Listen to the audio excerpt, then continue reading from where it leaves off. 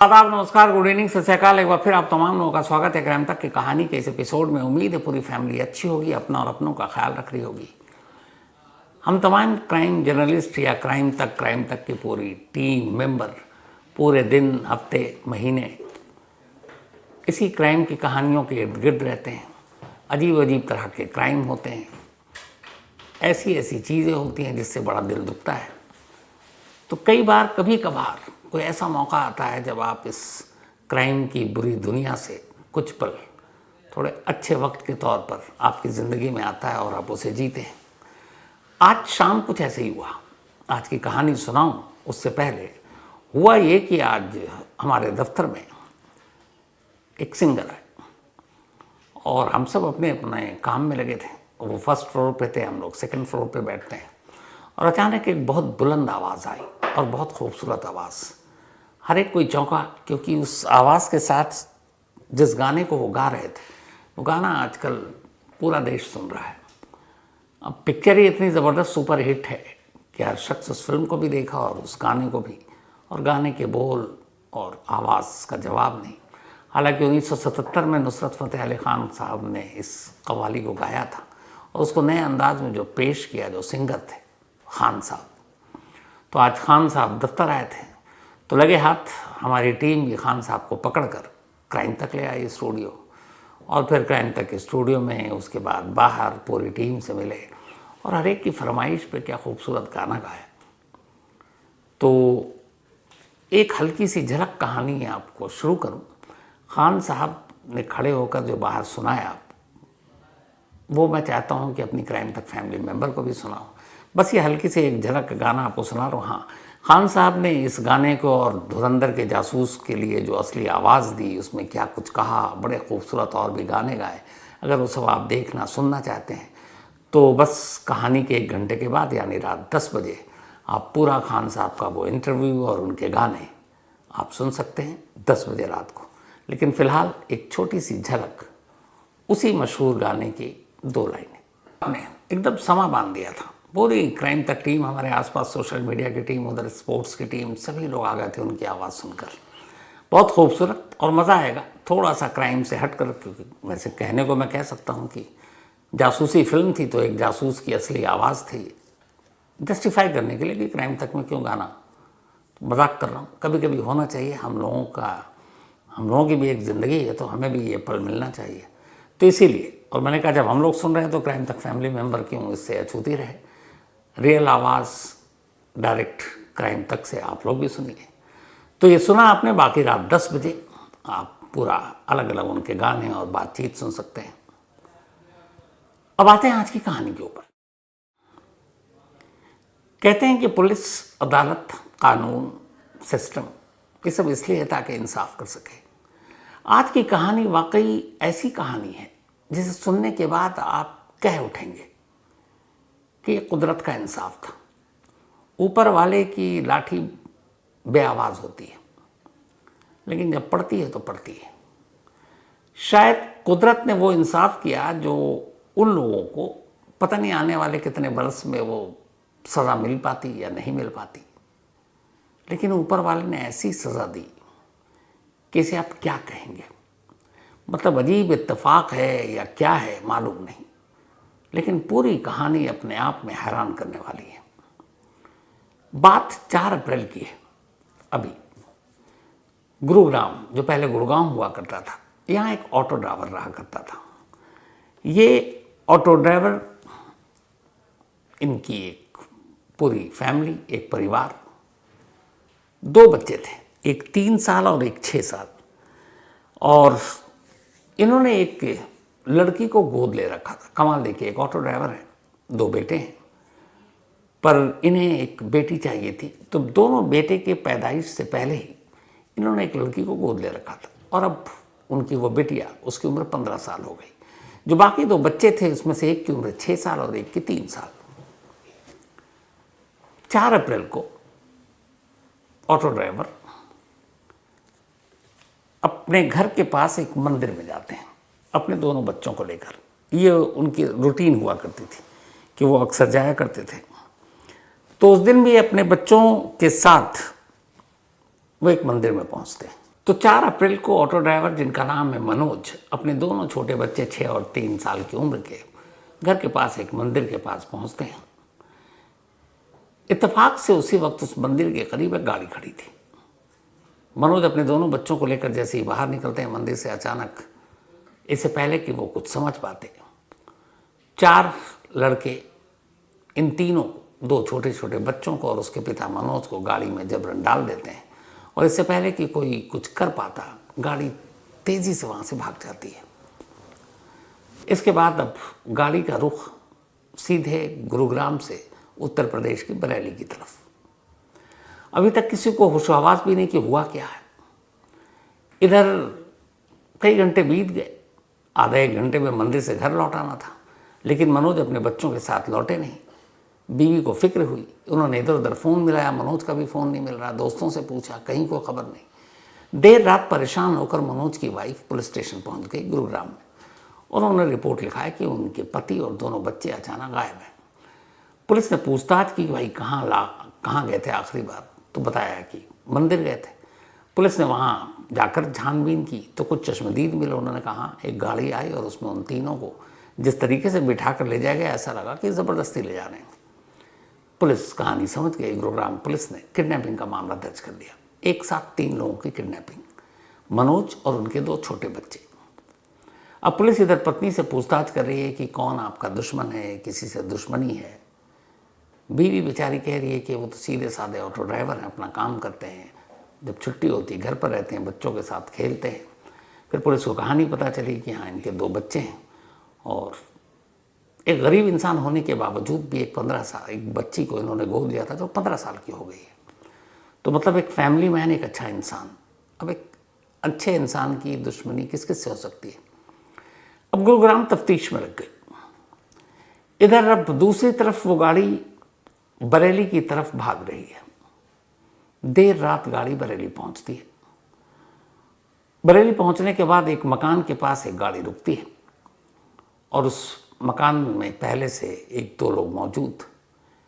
गाड़ी से इन तीनों बंधकों को बाहर निकाला जाता है, मनोज और उसके दोनों छोटे छोटे बच्चों को, और फिर एक कमरे में बंद कर दिया जाता है। कमरे और घर की निगरानी चल रही है। सुबह हो गई। अब सुबह हो गई, किडनैपर को लगा कि एक साथ 3 लोगों को किडनैप करके रखना बड़ा मुश्किल काम है। और मैं पहले भी कह चुका हूँ, किडनैपिंग में सबसे ज़्यादा रिस्क ये होता है कि किडनैपर को ये ज़रा सा भी एहसास हो जाए कि शायद वो पकड़ा जाने वाला है तो वो कुछ भी कर सकता है। अब यहाँ ये था कि बच्चे छोटे, उन्हें ये भी पता नहीं कि वो किडनैप हो चुके हैं, किडनैपिंग का मतलब क्या है। एक 3 साल का बच्चा और 6 साल का बच्चा क्या जाने। तो बच्चे रो भी रहे। किडनैपिंग के बाद अब किडनैपर घबरा भी रहे हैं कि इस बच्चे के रोने धोने की आवाज़ से पड़ोसियों तक बात ना पहुँच जाए। खैर रात बीती। अब चूँकि पिता के साथ हैं तब तक बच्चे ठीक भी हैं कि चलो पापा साथ में है। सुबह होती है। इसके बाद अब किडनैपर ये तय करते हैं कि नहीं, इन तीनों को एक साथ रखना ठीक नहीं है। शायद उनकी मंशा ये थी, उनकी मंशा की पिता को तो अभी रखो और बच्चों को कहीं अलग करते हैं। अब अलग दूसरी जगह पर ले जाकर रखना है या बच्चों को मार देना है, ये तो अभी तफ्तीश की बात है। लेकिन खैर अब सुबह हुई। सुबह होने के बाद किडनैपर कुल मिलाकर 4, इनमें से एक मनमोहन, एक सिकंदर, एक विशेष और एक प्रिंस, ये 4 लड़के। ये चारों लड़के बोलेरो में दोनों बच्चों को बिठाते हैं और उस घर से निकल जाते हैं। अब उस घर में मनोज, इन बच्चों का पिता, अकेला बंधक है। उसकी निगरानी कर रहे हैं 1-2 लोग। ये बोलेरो में बच्चों को बिठाकर अब बरेली से बाहर निकलने की कोशिश में है और इनका ये है कि बच्चों को किसी और ठिकाने पर शिफ्ट करना है। अब ठिकाने पर शिफ्ट करना है यहाँ या वहाँ ले जाकर मार देना, ये भी क्लियर नहीं है। खैर ये पहुँचते हैं, लेकर निकलते हैं। दोपहर 3 बजे का वक्त था। गाड़ी सीबीगंज थाना एरिया है एक परधौली के करीब बरेली में। बोलेरो में ये 4 लोग बैठे हुए हैं और 2 बच्चे हैं छोटे। गाड़ी तेज़ी से जा रही है। तभी बरेली की उस हाईवे पर एक ऐसी जगह आती है जहाँ पे आगे शायद कुछ कंस्ट्रक्शन का काम चल रहा है। तो रॉन्ग साइड में अब गाड़ी जानी है। तब तक 2 वे था, अब इधर से भी गाड़ी जा रही है और उधर से भी आ रही थी। तो वो रॉन्ग साइड था। किडनैपर जल्दी में थे, उन्हें अपने ठिकाने पर पहुँचना था। उन्हें ये भी डर था कि कहीं गुरुग्राम में पुलिस में जो रिपोर्ट लिखाई गई उसका पकड़ में ना आ जाए। तो उनको जल्द से जल्द बच्चों को सुरक्षित जगह पर ले जाना था या ठिकाने लगा देना था। तो इसी जल्दबाजी में उन्होंने अपनी बोलेरो कार को रॉन्ग साइड पर ले लिया और बेहद तेज रफ्तार से बोलेरो सड़क पर भाग रही है। इत्तेफाक से जिस रॉन्ग साइड से जा रहे थे उस सड़क पर एक टैंकर पार्क थी, बड़ी सी गाड़ी टैंकर। अब ये इतनी स्पीड में जा रहे थे कि अचानक कोई एक और गाड़ी गुजरी, उसको साइड देने के चक्कर में टैंकर दिखाई नहीं दी, गाड़ी की रफ्तार 100 से ऊपर कंट्रोल कर नहीं पाए और इनकी बोलेरो कार सीधे जाकर उस टैंकर के अंदर घुस गई। टैंकर से टक्कर इतनी ज़बरदस्त थी कि इनके ठीक बोलेरो कार के पीछे एक मोटरसाइकिल चली आ रही थी जिस पर 2 लोग बैठे थे। जब टक्कर हुई और अचानक हुई, उधर मोटरसाइकिल वाला भी करीब 80-100 की स्पीड में बाइक चला रहा है, 2 लोग बैठे हैं। इस टक्कर से बोलेरो के परखच्चे उड़ गए और पीछे से आ रही है मोटरसाइकिल भी अब उसी बोलेरो से जाकर टकराती है और फिर टैंकर से। बोलेरो पहचान में आने लायक गाड़ी नहीं बची, ज़बरदस्त इतनी टक्कर थी। अब जब ये टक्कर हुई तो अचानक कुछ और गाड़ियां गुजर रही थी। किसी ने पुलिस को फ़ोन कर दिया, पुलिस मौके पर आई। मंजर बेहद भयानक था। पीछे जो 2 मोटरसाइकिल पर दो लोग बैठे थे, दोनों की मौत हो चुकी थी। अब पुलिस ने बोलेरो जो इधर उधर से धंस चुकी, बड़ी मुश्किल से उसके अंदर से एक एक कर लोगों को बाहर निकालना शुरू किया। 3 तो लाश थी उसमें से, वो जिंदा बचे ही नहीं थे। लाश की हालत देखकर ही अंदाजा हो गया था कि ये जिंदा नहीं है। एक कम चोट आई लेकिन बेहोश था। 4 बालिग लोगों को पुलिस ने बाहर निकाला। अब जब पुलिस अंदर झांकती है तो हैरान रह जाती है, देखती है 2 छोटे छोटे बच्चे उसी बोलेरो कार में। जो बोलेरो की हालत थी उसके बाद सवाल ही नहीं था कि किसी के बचने की ज़रा सी भी कोई उम्मीद हो। लेकिन कुदरत का करिश्मा देखिए कि वो दोनों बच्चे पीछे सही सलामत, बस हल्की सी चोट है उन्हें, शायद उस टक्कर की वजह से। 3 शख्स जो उस बोलेरो में है उसकी मौत हो चुकी है। चौथा उसका जो साथी है वो घायल है और अच्छा खासा सीरियस घायल है। लेकिन उसी बोलेरो में बैठा हुआ 2 मासूम, 6 और 3 साल का, मामूली घायल, कोई सीरियस चोट नहीं। एक तरह से ऊपर वाले ने बचाया। अब खैर पुलिस ने 3 लाशें निकाली, घायल और 2 बच्चों को फौरन एम्बुलेंस बुलाया गया और सबसे करीब के अस्पताल में उनको ले जाया गया। उधर जो मोटरसाइकिल पर पीछे सवार थे, जिनका बेचारे का कोई मतलब नहीं था, उन्हें भी अस्पताल ले जाया गया। जब वहाँ अस्पताल ले जाया गया तो डॉक्टरों ने उनमें से 5 को ब्रॉड डेड डिक्लेयर किया। 5 लोगों की मौत हो चुकी थी इस हादसे में। अब चूँकि टैंकर खड़ा था, टैंकर जो खड़ा था उसमें कोई था नहीं उस वक्त, तो टैंकर के अंदर किसी को नुकसान नहीं हुआ। लेकिन बोलेरो कार में 3 लोगों की मौत हुई, 2 मोटरसाइकिल सवारों की मौत हुई, 5 लोग मारे गए, चौथा बोलेरो का एक घायल और 2 बच्चे मामूली घायल। अब इसके बाद पुलिस बोलेरो की और एक्सीडेंट की तफ्तीश करती है। उधर जो चौथा था उसको होश में आने का इंतज़ार कर रही है। पुलिस ने बोलेरो के अंदर से कुछ मोबाइल निकाले। मोबाइल निकाला तो उसकी तफ्तीश की कि कौन लोग हैं। एक्सीडेंट पे अमूमन घर वालों को खबर भी दी जाती है। तो बोलेरो को पहले तो नंबर मिला तो पता चला कि ये बनारस में पहले किसी के पास नंबर था, 15 दिन पहले ही ख़रीदा गया। पुलिस को अजीब सी चीज़ लगी, 15 दिन पहले ख़रीदा गया, बरेली में ही ये बनारस की गाड़ी थी और अभी तक नाम जो है रजिस्ट्रेशन शिफ्ट नहीं हुआ था नए ओनर के नाम पे। अब पुलिस ने उस मोबाइल से जो डिटेल निकाली तो उसको यक्ष ऐप पर डाला, क्योंकि पुलिस को कुछ गड़बड़ लगा कि इसमें 2 छोटे बच्चे हैं, 4 लोग हैं और जो हालत थी, पुलिस को डाउट हुआ कुछ गड़बड़ है। तो पुलिस ने अब जो 3 मरे उनके जो मोबाइल थे और एक प्रिंस जो घायल था उसके मोबाइल, उन चारों के मोबाइल को खोला और उनको डिटेल उसमें झांका, उनके नंबर, उनके नाम, उनकी तस्वीरें थी। और फिर पुलिस डिपार्टमेंट को दिया कि ज़रा इन चारों के बारे में पता करो ये हैं कौन, क्योंकि अभी तक वो 3 तो मर चुके हैं, एक बेहोश है। 2025 में यूपी पुलिस ने एक ऐप लॉन्च किया, यक्ष ऐप इसे कहते हैं, YAKSH, यक्ष ऐप। ये बिल्कुल अमेरिका और यूरोप की तर्ज पर है। इस यक्ष ऐप में तमाम क्रिमिनल्स के डेटा होते हैं, एक तरह से डेटाबेस सारी चीज़ें। इसमें हुआ ये कि हर पुलिस स्टेशन में ये कहा गया कि आप अपने एरिया के 10 टॉप क्रिमिनल का डेटा तैयार करो, उनका नाम, उनका फेस, उनकी आवाज़, सब। तो फेशियल रिकग्निशन, इसके अलावा ऑडियो, आवाज़, उनकी हिस्ट्री, जेल के अंदर हैं, जेल के बाहर हैं, कौन कौन सा क्राइम किया, कब कब अंदर गए, कब कब बाहर आए, कौन कौन वांटेड है, कौन फरार है। तो यक्ष ऐप में असल में ये समझ लीजिए कि जैसे यूएस में होता है ना कि पूरा एक डेटाबेस, हर इंसान का पूरा आपका डीएनए से लेकर सारी चीज़ें होती हैं। सेम क्राइम एंड क्रिमिनल के लिए यूपी पुलिस ने 2025 में इस यक्ष ऐप को लॉन्च किया, जिसमें यूपी के सारे क्रिमिनल का एक तरह से रिकॉर्ड है, कुंडली है उनकी। तो जैसे ही इन चारों के फ़ोन को यक्ष ऐप के ज़रिए टटोला गया तो अचानक इन सारे के चारों के रिकॉर्ड सामने आ गए। पुलिस का शक सही था। इनमें से 2 तो ऐसे थे जो मर्डर के केस में जेल भी गए थे और जेल से दोनों बेल पर इस वक्त थे। बाकी 2 भी चोरी, डकैती और किडनैपिंग में उनके मतलब नाम थे। तो इसका मतलब था कि वो 4 क्रिमिनल थे। अब ये 2 बच्चे कौन थे, इसका जवाब पुलिस के पास नहीं था। उधर पुलिस अब होश में आने का इंतजार कर रही है। 4 तारीख को किडनैपिंग हुई, 5 तारीख की दोपहर 3 बजे ये एक्सीडेंट हुआ है।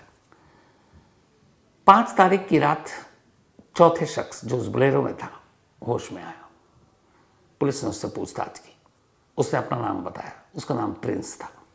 फिर उसने अपने बाकी 3 साथियों का नाम बताया जिनकी मौत हो चुकी है, उसे तब तक पता भी नहीं था। उनमें से एक था मनमोहन, एक था सिकंदर और एक था विशेष। मनमोहन, सिकंदर और विशेष, ये तीनों बोलेरो के उस एक्सीडेंट में मारे गए। बचा इकलौता प्रिंस। प्रिंस ने पुलिस को बताया कि क्या हुआ। फिर उसने कहानी सुनाई।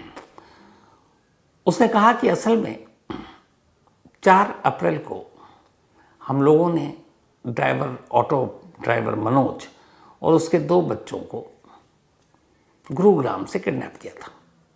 जैसे ये बात पता चली, जब तक पुलिस की एक टीम ने फौरन गुरुग्राम को फ़ोन घुमाया कि आपके यहाँ तो किडनैपिंग का केस दर्ज है। पता चला हाँ, एक फलाने सेक्टर के पुलिस स्टेशन में किडनैपिंग का केस दर्ज है और उसमें नाम है मनोज और उसके 2 छोटे बच्चे, एक 6 साल और एक 3 साल।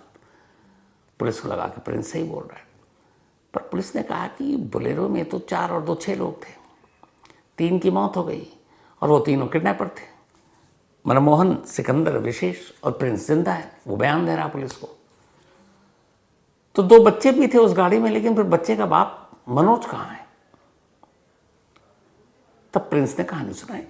उसने कहा कि मनोज बरेली के एक घर में, जहां हमने उसे बंधक बना कर रखा है, और उस घर का पता ये है, और वो घर असल में मनमोहन के पिता का है जो इस हादसे में मारा गया। फौरन पुलिस की एक टीम उस घर के लिए रवाना होती है। देर रात दबिश डाली जाती है। अब 6 अप्रैल की तारीख आ चुकी थी सुबह। बड़ी सावधानी से, क्योंकि वहाँ एक बंधक बनाकर शख्स रखा गया, कहीं उसे मार ना दे। ऑपरेशन कामयाब रहता है और मनोज को बाहिफाजत वहाँ से छुड़ा लिया जाता है। अब मनोज पुलिस की हिफाजत में है, कस्टडी में है। उसे लेकर वो बरेली आती है पुलिस। अब मनोज से कहानी पूछती है, फिर मनोज कहानी सुनाता है और पूरी कहानी फिर कुछ इस तरह सामने आती है। एक ऑटो ड्राइवर मनोज 15 साल पहले एक बच्ची को गोद लेता है। बच्ची की उम्र करीब 15 साल हो गई थी। इसके बाद उसके 2 बेटे हुए, एक 6 साल, एक 3 साल। जिंदगी ठीक ठाक चल रही थी। तभी गुरुग्राम में मनोज के पड़ोस में एक लड़का रहता था, उसका नाम है मनमोहन। मनमोहन मनोज की उस दत्तक पुत्री यानी गोद ली हुई बेटी पर बुरी नजर रखता था। मनोज से कई बार उसकी बेटी ने शिकायत की। मनोज की पत्नी ने भी कहा। मनोज ने मनमोहन को कई बार समझाया, कई बार चेतावनी दी कि तुम मेरी बिटिया से दूर रहो। अब वो कई बार मंडराता था मनोज के घर के आसपास। जब भी मनोज की नज़र उस पर पड़ती वो उसे डांटता, फिर भगाता। अब मनमोहन पेशे से एक क्रिमिनल माइंड था। उसे बुरा लगा कि उसकी बेटी से वो उसे दूर करने की कोशिश कर रहा है, और वो नाबालिग है, 15 साल उम्र है उसकी। उसने कहा कि कुछ सबक सिखाना चाहिए। उसने अपने दोस्तों से बात की, 3 दोस्त जो उसकी तरह क्रिमिनल माइंड, उनमें से एक सिकंदर, एक विशेष और एक प्रिंस। फिर मनमोहन ने प्लान किया कि बदला लेंगे। उसे लगा कि अगर मनोज को रास्ते से हटा दें या दोनों बच्चों को मार दें तो शायद वो डर जाए, उसके बाद ये जो बंदिशें हैं ये टूट जाएंगी। इसी प्लानिंग के साथ 4 अप्रैल को उसने मंदिर के बाहर, चूंकि उसे पता था, उसने किडनैप कर लिया और किडनैप करने के बाद बरेली ले गया, क्योंकि वो बरेली का रहने वाला था। वहाँ जाने के बाद मनोज को अपने ही घर में, अपने पिता के घर में, जो कि खुद एक मर्डर के केस में जेल गया, 27 महीने रहा और अभी बेल पे आया, बंधक बना के रख दिया। पर उसे लगा कि यहाँ बच्चे रोएंगे, छोटे हैं, अड़ोस पड़ोस को भनक लग जाएगी, तो फिर क्या करे। तब उसने कहा था कि इन बच्चों को कहीं और शिफ्ट करते हैं। अब फिलहाल पुलिस यही पता कर रही है कि वो शिफ्ट करना था या दोनों बच्चों को मारना था, बदला लेने के लिए मनोज से। तो इसी सोच के साथ 5 अप्रैल की दोपहर बुलेरो कार में मनमोहन, सिकंदर, विशेष और प्रिंस, इन दोनों बच्चों को उसके बाप से जुदा कर कहीं और ले जाने के लिए निकले। या तो कहीं छुपाना या कहीं मारना, ये तो ऊपर वाला जाने, या फिर प्रिंस जो बताएगा पुलिस के जरिए, फिर वो कहानी सामने आएगी। लेकिन ये आधे ही रास्ते पहुंचे थे कि एक रॉन्ग साइड पर इन्होंने अपनी गाड़ी मोड़ दी। बुलेरो, जल्दबाजी में थे, तेजी में थे, पुलिस का डर था, स्पीड का पता नहीं चला। एक टैंकर पार्क और उसी टैंकर में जाकर बुलेरो कार ठोक दी। खुद तो मरे इनमें से 3, 2 बेगुनाह पीछे जो मोटरसाइकिल पर थे उनकी भी मौत हो गई। दोनों बच्चों को कोई गंभीर चोट नहीं आई। जब ये पूरी कहानी सुनी तो खुद पुलिस वाले ये सोच रहे थे, और वहाँ के जो पुलिस अफसर, उन्होंने भी मीडिया से बात की कि अगर गाड़ी की हुलिया कोई देख लेना तो यकीन भी नहीं कर सकता कि इस गाड़ी के अंदर का कोई शख्स जिंदा बचा होगा। लेकिन कमाल देखिए, वो दोनों मासूम बच्चे उस गाड़ी से बच निकले और उसे किडनैप करने वाले 3, जिनमें मेन मास्टरमाइंड मनमोहन, ये उसी एक्सीडेंट में मारे गए। चौथा हॉस्पिटल में है। पिता को रेस्क्यू करा लिया, दोनों बच्चे अभी अस्पताल में हैं बरेली के, वहाँ उनका इलाज चल रहा है। मनोज की पत्नी और बाकी रिश्तेदार बरेली पहुँच चुके हैं, और जो लेटेस्ट खबर ये है कि बच्चे ठीक हैं, उनको मामूली चोटें आई हैं और शायद आजकल में अस्पताल से छुट्टी भी मिल जाए। अब 4 क्रिमिनल में से एक प्रिंस जिंदा है। पुलिस उसके फिट होने का इंतज़ार कर रही है, कब होती है, कब छुट्टी मिलती है, ताकि उसे गिरफ्तार करे। और साथ ही मनमोहन के पिता, जो खुद एक कातिल है और जिसने पनाह दी और जो इस जुर्म में बराबर का भागीदार है, पुलिस ने उसे भी पकड़ लिया है। अब आप सोचिए इस कहानी के बारे में कि जिस मकसद और मंशा से ये क्रिमिनल निकले, ऊपर वाले ने कैसी सज़ा दी। अगर ये पकड़े भी जाते कल परसों, जैसे अभी प्रिंस पकड़ा गया है, पता नहीं कब कितनी सज़ा, कुछ दिन बाद लौट आते, छूट जाते, सबूत नहीं होता, बरी हो जाते। लेकिन 2 मासूम बच्चों को उनके परिवार से अलग कर और उन्हें किडनैप कर, और क्या पता उन्हें मारने जा रहे थे। तो एक तरह से अगर वो मारने जा रहे थे तो ऊपर वाले ने न सिर्फ उन दोनों बच्चों की जान बचाई, बल्कि अपने हाथों से उनको सज़ा दी, एक एक्सीडेंट की शक्ल में। कई बार ये इत्तेफाक होता है और इसे आप कुदरत का करिश्मा भी कह सकते हैं। तो ये थी आज की कहानी। और 10 बजे धुरंधर के जासूस की असली आवाज़, यानी खान साहब, उनके गाने और उनकी चीज़ें सुनिए, बातचीत। और मनीषा झा, उन्होंने पूरी बातचीत की है, और बताइएगा ज़रूर मेल करके कि उनकी आवाज़ कैसी लगी। और क्राइम तक की जो पूरी टीम ने जो मस्ती की है बाहर, उनमें मैं भी हूँ वैसे शामिल, तो उनका अंदाज़ भी बताइएगा। तो इंतज़ार करेंगे आपके रिएक्शन का, और कल मैं शामिल भी करूँगा इसे। तो इसके साथ ही आज कहानी में इतना ही, और अब आपसे मुलाकात होगी कल रात 9 बजे किसी नई कहानी के साथ। और पता नहीं है, कभी ट्वीट पढ़ रहा था मैं, डोनाल्ड ट्रंप, उनकी आदत है सुबह सुबह उठते हैं, वो ट्वीट बहुत दहलाने वाला है। अब पता नहीं वो जिस तरीके का बयान देते हैं, फिर मैं तो मानता हूँ कि वैसे ही हो। मतलब ये ट्वीट ये है कि आज रात ईरान पर कहर टूटेगा, 47 साल की जो सत्ता उखाड़ फेंकेंगे। और क्या एक लाइन है कि शायद मानवता के इतिहास में ऐसा नहीं हुआ अब क्या होगा, क्या अमेरिका वाकई ईरान पर इस तरह के हमले करने जा रहा है? कुछ जगह पे मीडिया में खबर आ रही कि वहाँ के वाइस प्रेसिडेंट जेडी वेंस ने एक तरह का इशारा या संकेत दिया है कि हो सकता है परमाणु बम गिरा दें।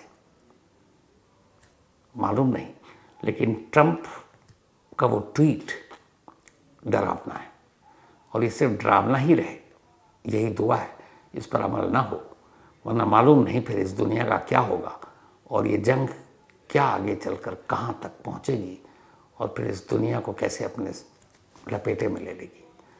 तो ऊपर वाला ना करे ऐसा हो। इसी दुआ के साथ अब आपसे मिलेंगे कल रात 9 बजे किसी नई कहानी के साथ। तब तक अपना और अपनों का ख्याल रखिएगा। Thank you very much.